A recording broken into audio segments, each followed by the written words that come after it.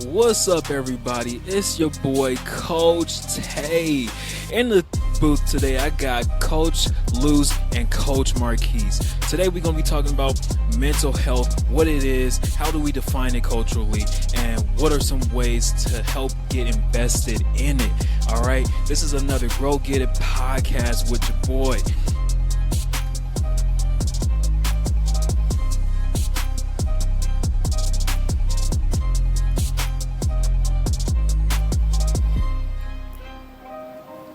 Let's grow. All right. Welcome, welcome to it. We got to get it out. Right?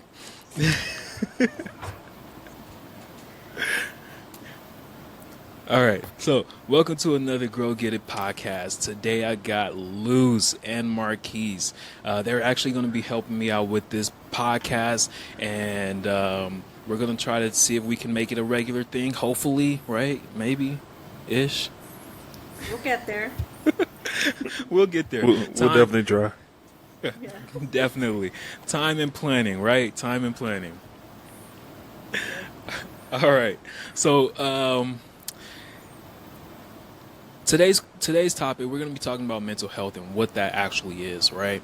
So, if anybody want to take the floor on this, like, what is mental health? Like, what is it? Well, mental health is basically a mindset. A mindset to do better and be better. Mental health basically, like I always explain it to my clients that mental health is just a way for you to be better than yesterday. That's why I always tell my clients, be better than yesterday. Don't try to be better for tomorrow or the next day or next week. Just focus on being better than yesterday. And that's all you can focus on, one step at a time. Damn, that sounds sexy. No, that's a good way to provide that mindset to them. Like understanding to be better from before than after. Learning from what they did better yesterday and then doing today. That's pretty good. And then another thing too. I mean, like mental health. A lot of people see it differently, right? But mental health is a process and emotions. The well-being of someone. Understanding, psychologically among what's going on, I know that working and empowering for what's going on with you and mine, and how can others or yourself work? I mean, obviously it's going to take time, but that's what the meaning of mental health. It doesn't mean that you're crazy. It doesn't mean any of that. It just means that you're empowering your emotions. You're trying to work on that emotion that's going on. You're trying to empower your mind and trying to empower yourself. I agree. And like you said, it's about processing those emotions. Because a lot of times you relive certain things because you ain't processed the emotion correctly. And we just got to learn how to process the emotion and understand the emotion so we can move on from it instead of using that emotion negatively in your life by doing negative things. Correct. Exactly. I agree. Yes, and it could be even from a childhood time to an adult time. It doesn't matter what time or what day. It could be even being an elderly person could hit you even then. So that it's very important to process it then and now than later.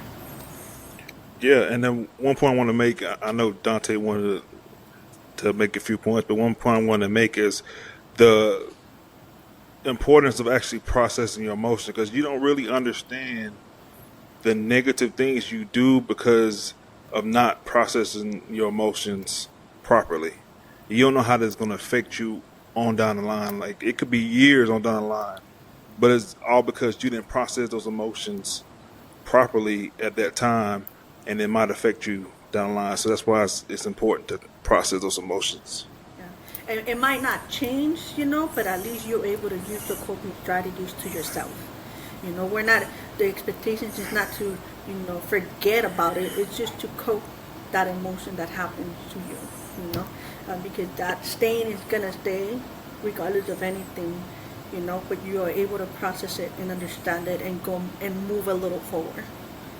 You're I stepping love in a that. little step forward, I Yes. love it. So we already answered that question. I was going to say, yo, mental health does not mean that you're crazy. It does not mean that you're crazy. It means that you're taking one step forward and not like two steps back. Yeah. So I personally don't even like using that word anyway. Thank you. The crazy word, I personally don't like using that. And that's really stigmatized in mental health, is calling an individual crazy or being called crazy. Exactly. preach. And that goes based on the cultural part. Yeah. So, Definitely, definitely. And when it's funny that you say that, the crazy, being called crazy, or saying like, mental health, relating that to being crazy or anything, like having a problem. The thing about having a problem is that problems can be fixed. Problems can be fixed only if you put in the time to fix it. So that's what I mean about taking one step forward and not two steps back. Because we want to fix that problem. We're not crazy for fixing the problem. If everybody was crazy for fixing the problem, we'd all have a mess ton of issues, right? Mm-hmm. Absolutely. That's why they say faith without works is dead. You gotta Exactly. you gotta put the work in. You can have all the faith you want to in the world, but you gotta put the work in. Exactly. yeah. Exactly. So how would, and Luz brought this up, right? She said that's what it means culturally, right? How is mental health defined to us culturally?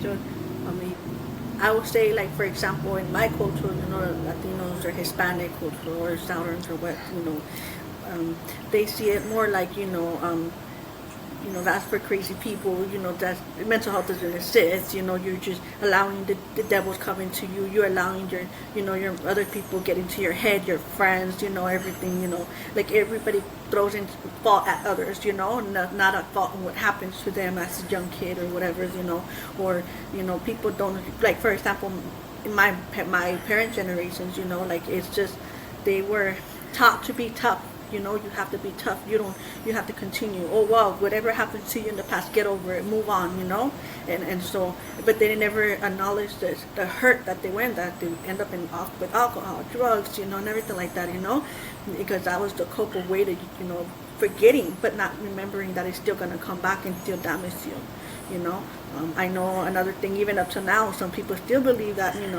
culturally it's just like, oh no, you're just down, you're just letting the mental health thing that doesn't exist, and you just still think that it, no, like, when you have to explain it to people to understand it, but even if you're explaining it to them, they still don't believe it. They still believe that you're allowing others to take over you. You're not true. You just brainwashed. You just whatever. I'm gonna be real honest. I don't know how anybody can believe it, because at a very young age, they're being told that, they have the devil inside of them. Like, if at a young age I'm being told I can't be mad, I can only be happy. How can you believe that? It's one of those things where you want to believe that mental health is really important, but then it's just like from a young age you've been told, or you've been taught, okay, you know what, that doesn't exist. You all this stuff that you're going through doesn't exist. It's like just Yeah. we can. If I had some glitter, you guys, if I had some glitter, I'd be like. Yeah, Yeah. and you absolutely made a good point. And then, like, coming from me, culturally, so I lived in the Bible Belt, and if you know anything about the Bible Belt, they are very really strict in religion. And then coming from being strict in religion, being a minority as well, African American, we don't believe anything. We don't we don't believe in mental health or the police. So Hey, we have some similarity here, man. So I don't believe in mental health or anything. Like, it's not a lot we believe in, and it's definitely because of what we've been through, culturally. That reason why we don't believe in those things. Because I remember even being younger, my grandma tried to pray, you know, the my mental health straight. I'm like, Grandma, you can't pray this way. Like, I need some help. I need to talk to somebody.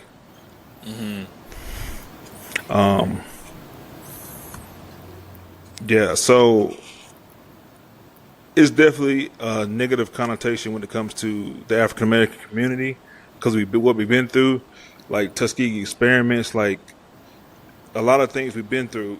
It definitely, we don't trust mental health, and we don't trust doctors, or we don't trust the police. So it just culturally we don't do that. So that's why I became a therapist in order to be you know in order to change that narrative. you know what, Marcus, you brought up something very important. I'm sorry to interrupt you, but you said something about you needed to speak to somebody. You needed to, express yourself and how you were feeling, and they were not listening. And that's another thing too. Like our family, like in our times and everything. Like I would say, my family's part. Like they don't believe in listening, like my mom wouldn't sit down and talk to me or anything like that, there was, and stuff. So, that's also like a little situation that stained us, that we felt like, we had to hold on so much. We didn't have somebody to talk to. We go to our friends, but our friends didn't know, like, let's do this, let's go get high, let's get, like, things like that, we didn't have a professional to really sit down with us or hear us out. And I wish that it would have been our parents to really sit down with us and talk to us and hear us out, because that would have been a better way for us to express ourselves and empower ourselves even more, But Absolutely. Culturally they wouldn't listen. They say, no, just get over it, vete para allá, go over there, like things like that. You get me? Like they shoot you away. Yeah, figure it out. Like you're doing too much. Like get away. Like even the time, I'm not gonna lie to you. Like I used to be an emo girl. Like the rock style stuff. With the chain in my neck. My mom was trying to do the brujeria, as they call it, witchcraft on me to try to take the demon out of me. And I was just like, really, Mom? Like that's just my style. Were you doing the dance too? She's doing the dance. Was you doing the dance too? Hey, I would too. But you know what though? Like my mom was trying to, like I was just like, why? Like I'm just, this is my style. That's my way of, just who I am. But that's really like a lot. Like we do, like everybody has their own trauma, their own emotions, and ways where, like, man, I wish that we had mental health in our time. But I think that to myself, like I wish I could have had somebody, a professional, sit down and talk to me, But of course, I didn't feel comfortable either, because like our parents would tell us, if you tell anybody, we're gonna get in trouble, this and that, and you get scared, you were already afraid, your parents put fear on you already, and you had to respect that. What stays in the house, doesn't go out of the house. And that's why we need to listen to understand instead of listen to respond. Ooh. Agree. Ooh. I love that. Yes. Nice. I think I heard that from Dante one time. I heard that from him with Sierra Tucson one day. Man. Yes. I'm just gonna say, Marquise, at the end, I got you for the quotes. You're gonna do a little exit speech, bro. Luz, back to what I was piggybacking off of what you were saying. About the whole culture. It's interesting because when I see the stuff that my parents went through and they've been put through, it's always that I'm doing things differently. My parents did this to me. It was way worse than what I'm doing to you, right? And I think now that today's generation is seeing that, it's like we're providing our parents that benefit of the doubt, right? They didn't know. And culturally, in that culture, you know, like what was not done to me, which could have been way worse than what was done to them, you know, now it's like, hey, you might need to go get checked out. You know, now I feel like things are changing, but before it was like, I don't want anybody to be labeled. You know, you better not talk about it. You it's just the devil. It'll pass. Just keep it going. You know, and one of my famous quotes that I'm gonna say off the top, whether they get mad at me or not, it was, why are you mad? You don't pay rent. That's regarding your mental health. There's something that has to be wrong in order for you to be mad, right? There's something that has to be wrong, or something that has to have happened in order for you to be mad. And when I was told, why are you mad? You don't pay rent. It's like, yo, you can't be mad. You can't be mad. And I used to hold back my anger so much to where, like, I don't know, I'd want to fight somebody, or I'd just kind of like not remember things, you know? So like, it was taught to me not to have this emotion, or I shouldn't have this emotion. And these emotions were because of issues that I was having.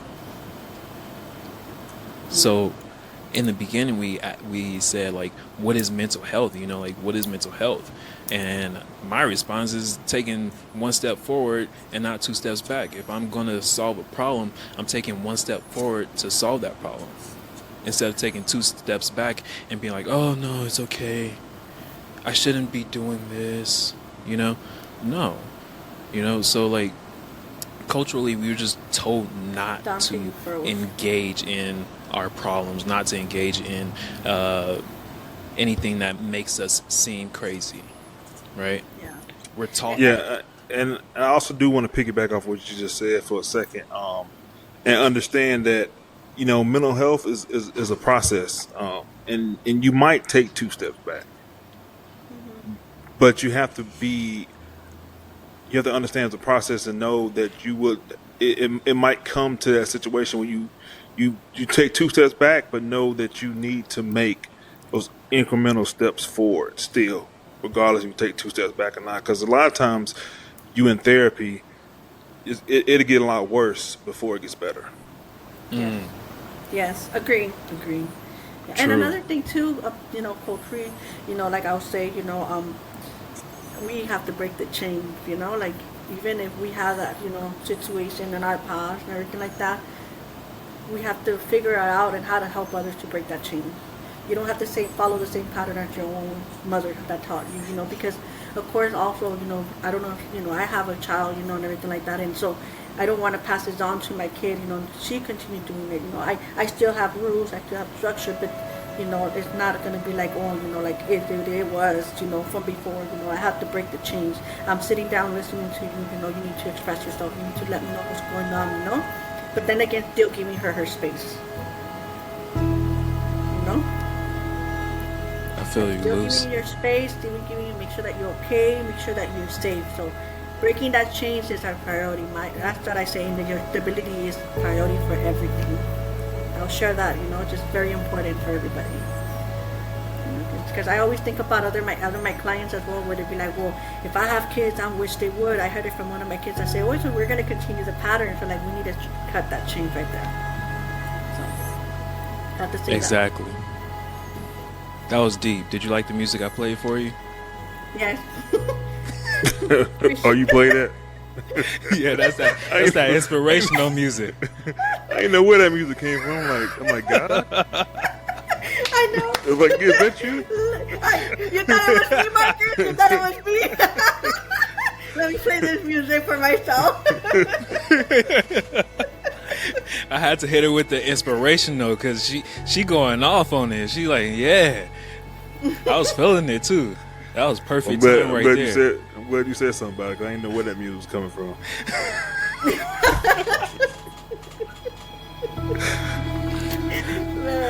All right, Marquise, your turn to close it out with the inspirational music. Go, go, go.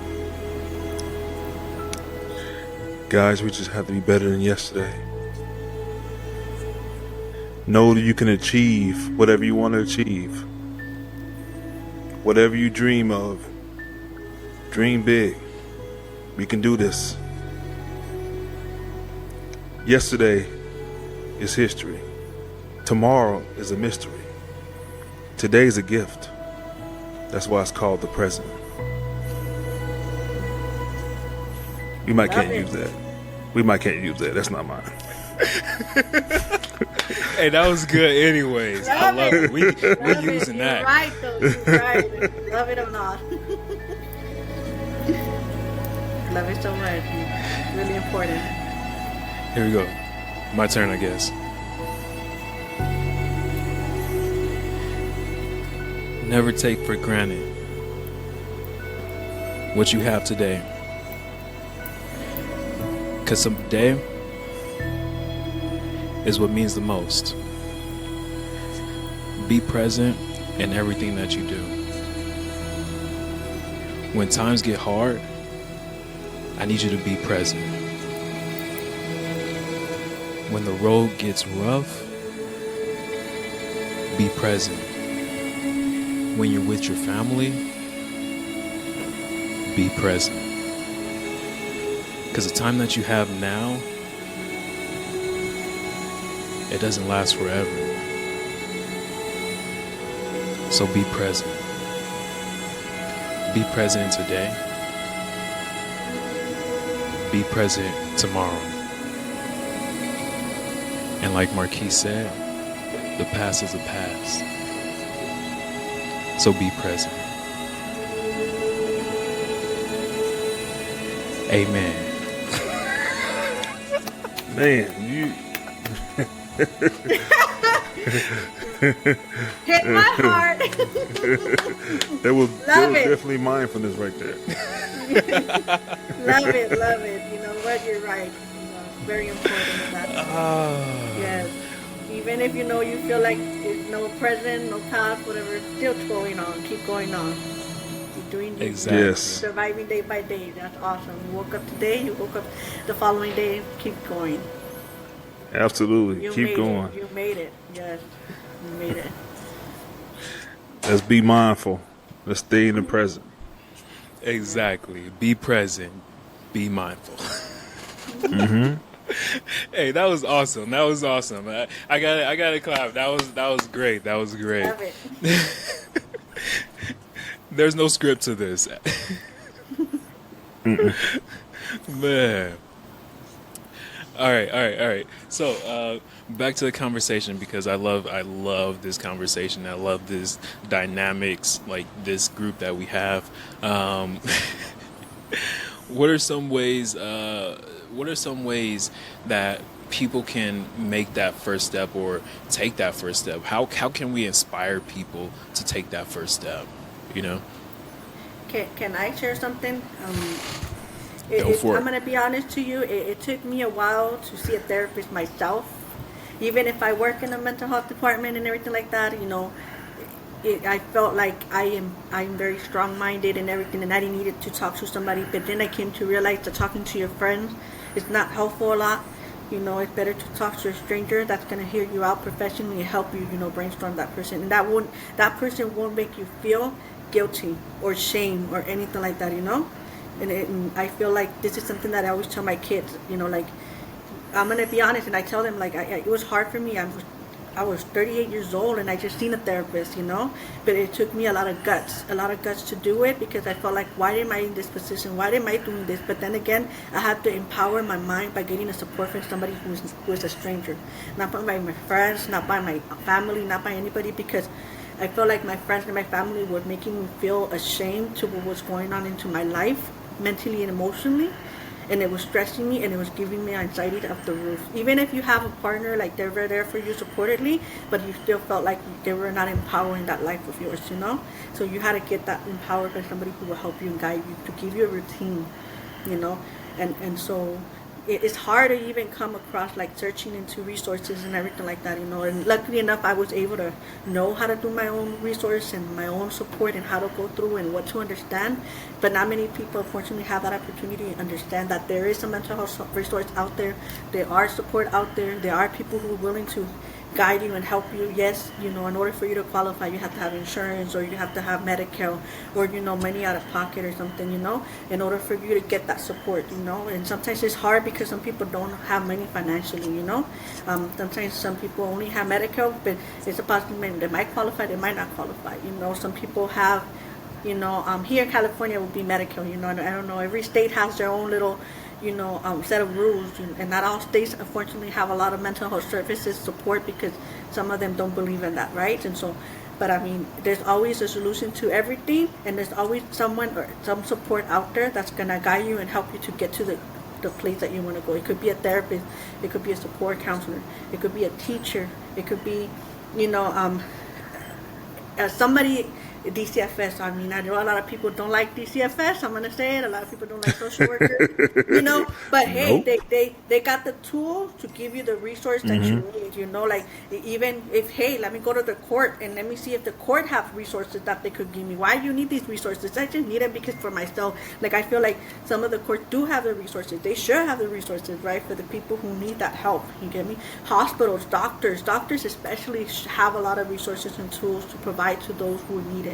Because I know that a lot of our kids come into suicidal situations and everything, and doctors come in there and they talk to them. Hey, there is therapists for you. There is here. We're here. There's the hospital has a department where they could provide you all these tools. Like here in California, I noticed that they have a lot of resources, and I really appreciate that. I myself had gone to a lot of those what is it called, those fairs and all that stuff where they have a lot of resources. I have come a lot across even before I became before I started working for the mental health department. I was a teacher assistant, and so I didn't know that these resources were out there. Like I did not know about this. I was just like, man, like working in this department, I learned so much, and I was like, man, I love this job. I love what I do. This is something that I've been wanted in my life. I knew that there was something out there. I knew that there's tools out there. I knew it. Came, and I'm very happy of it. And I love the fact that there's food banks, there's clothing banks, there are a lot of like LGBTQ support facilities, there are shelters, there is so many resources, but in order for you to get there, you just have to take a step forward in order for you to say, okay, I am ready to really join myself into getting the support I need. Because sometimes you cannot let that that what is it called, that manhood on you, or that womanhood, whatever there's control of you. Like don't feel embarrassed to get the help. Like just take a step forward and be like, yes, I'm ready. I'm ready to do this. I'm ready to help myself. And I'm not gonna lie to you, at 38 years old that I spoke with that therapist, I felt so relieved. Yeah. I did not feel shame. I did not feel embarrassed. I did not feel belittled. I did not feel like nothing. I was just like, man. And my friends couldn't help me in a point where I felt like I was embarrassed and ashamed when they tried to tell me certain things. But taking a step, just let it happen, let it be, take it step, don't be ashamed, because your friends can't help you, your family cannot help you, somebody else could help you better than anybody else. That's how I do. Yeah, absolutely. Awesome. And it Thank kind of, yeah. And to ask you a question, how did it feel that you went and got that help? I felt better. I felt like that little inner child of me was finally able to talk. Like I finally able to release my emotions. I finally able to. I get a little emotional about it because it made me feel very relieved. And Dante, I think you knew what I'm talking about. What happened and everything, what I was going through. Yes, Yeah. and it took me courage to do it. It took me courage to do it. Like I really felt like good, and I felt better. And I thank my therapist for the support he gave me.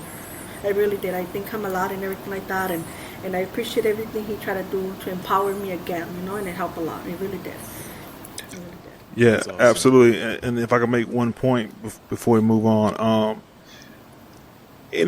people think that people are weak when they ask for help, but definitely do not agree with that statement.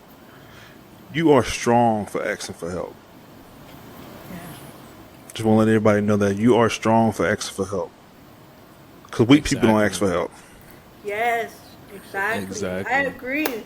Yes. And I'm not gonna lie to you, man, that made me stronger than what I felt before. I always thought that I was strong, but it made me stronger. That's what I'm saying. Yes. You know? Like I still You are say definitely strong for asking for help. yes, and that's what I'm gonna say I does because like if getting to even now, like if I know I'm having a stressful moment, guess what? I could have somebody that I could talk to, like I'm not gonna be afraid in going into there and be like, hey, I need to talk, like and it feels really good. It really does. I feel a lot. And then you know what? Another thing too, your job that you work for should be the most priority person that helps you and support you. Like I really love my job. I would say I'm not gonna say I don't because I love my job so much. We do have stressful moments, but guess what? Like no matter what, self-care is important. Like that's a very good thing. Yeah. They empower us. Self-care, Exactly. take care of yourself. Yeah. Like, mentally, emotionally. If your family passed, guess what? Take the day off. Don't worry about it. You're stressing out, take the day off. Like I love that so much, and I appreciate it so much. That's a very supportive job. Yeah. And just like Dante asking me to be on this podcast, he's a strong person for doing that. Yes. I appreciate you. And you know what, Dante? The only reason why I said I want to be part of this is because I feel like we don't have a lot of resource, like a lot of YouTubes or programs or broadcasts that really sit down and talk about mental health the way we're doing it today. Like Exactly. I feel like they talk about other things, but they don't talk about how can you get into the resources, who do you call, like, and how do you do this? What's the step to do? Like they don't do that, like they don't go detail to detail, and I think this is very important. This broadcast I feel like is very important for everybody to hear and hear it out, like, and admire it. If they have questions, hey, like, don't be afraid, just here in California, we have the 411 or the 211. It's a nonprofit. Phone call. They give you all these resources, and you get it. You need a lawyer, 211 or 411. I think they change it. Yeah, I think it's the same in Arizona as well. I'm not sure, or no, different. I don't know. Yeah. But yeah, I would definitely go on to say, like, I appreciate both of you for coming on this podcast and doing this with me. Some ways that I feel like we can take the next step as far as like towards our mental health is just kind of like overcoming the fear of asking for help, which a lot of us have fear of asking for help because we're supposed to be strong, and being strong doesn't mean that you can't ask for help. The greatest people, the greatest minds in the world created like $1 million company because they asked for help. They hired other departments, they hired other people with other intelligences because they didn't have that resource. They didn't know what to do, So they hired help, they asked for help, and they made it. So you're strong if you ask for help. Don't look at it as a weakness. Look at it as like a strength, I feel like that's one of the first steps. And then like the second step I feel it would be like acceptance. You have to accept that something needs to change in order for you to change it. If you don't, you gotta have that. Yeah, you gotta have that radical acceptance.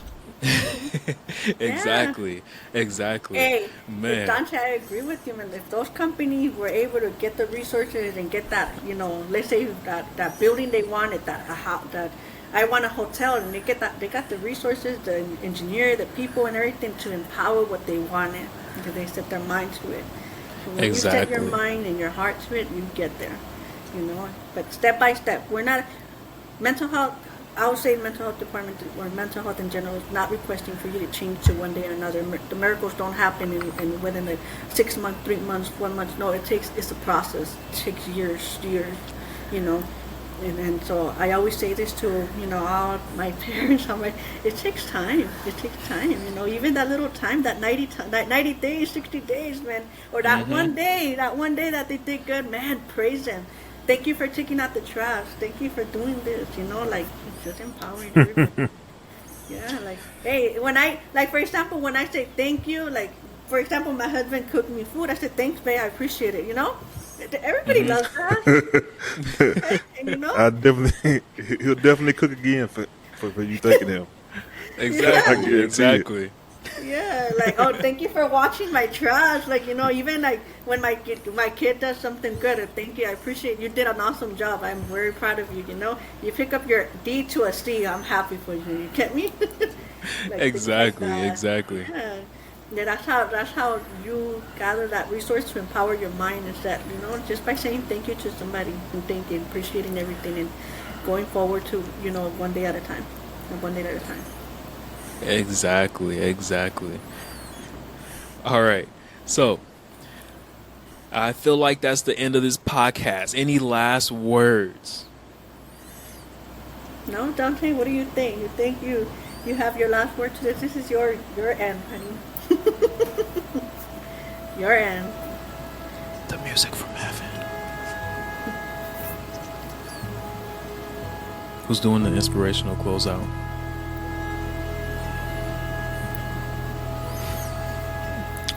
I choose Dante. I choose Dante too. All right.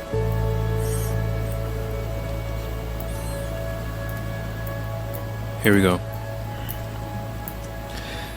So in this podcast, we talked about what mental health is, how it's defined culturally, and some ways that we can help push that progress towards our own mental health, right? I want you to always remember this. Your mental health does not make you crazy. Crazy is a strong word that has a stigma to it because of all the traditions and all the things that were passed down from generations to generation. Within your culture, you have the chance, you have the opportunity to make a change. You don't have to do things traditionally.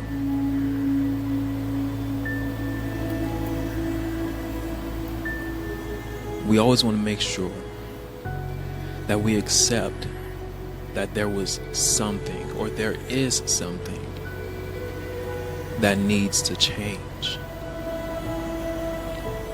We may not change our entire culture. That may not be something that we can change, right?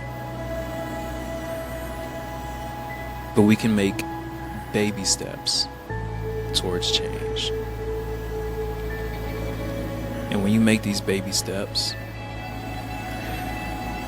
you're preventing some of the things that you didn't like that happened to you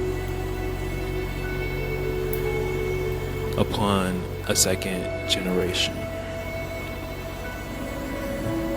Because that's where generational curses come from. It's not brought about by witchcraft. It's brought about by someone not making or not having the will to change, not accepting that something needed to change. So when things get tough, we want to make sure we overcome that fear of asking for help, because asking for help only makes you stronger. Yes, sir. I agree. Hallelujah. Hallelujah. All right. Next, let's just get the outro. Let's go.